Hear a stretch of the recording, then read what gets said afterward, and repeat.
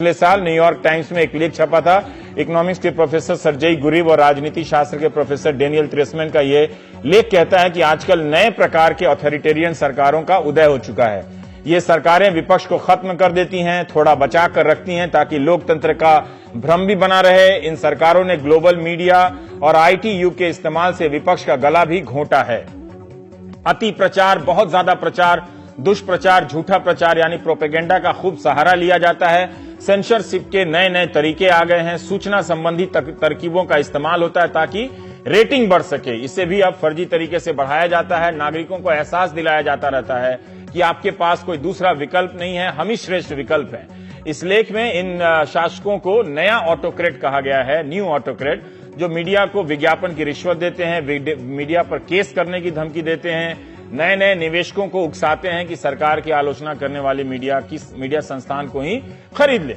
Media पर नियंत्रण इसलिए जरूरी है कि अब सब कुछ धारणा है, परसेप्शन, धारणा आपकी मतलब ख्याल में होना चाहिए, लगना चाहिए कि हाँ ये हो रहा है। लगातार विज्ञापन और भाषण आपको यकीन दिलाते रहते हैं कि हो रहा है। जमीन पर भले वो नजर ना आए लेकिन आप यकीन करने लगते हैं कि हो रहा है।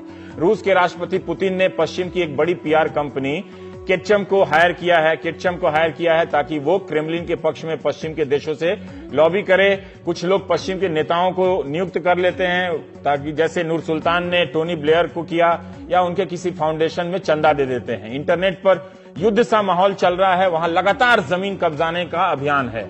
गाली देने वाले और धमकाने वाले ट्रोल्स को पैसे देकर रखा जाता है। ये पूरी दुनिया में हो रहा है। इनका काम होता है व्हाट्सएप पे, ट्विटर पे दिन रात विरोधी के खिलाफ अफवाहों का बाजार बनाए रखना, तरह तरह के मटेरियल सप्लाई करना। आप व्हाट्सएप देखते हैं, उसी को सच मान लेते हैं, अखबार आप पढ़ते नहीं हैं।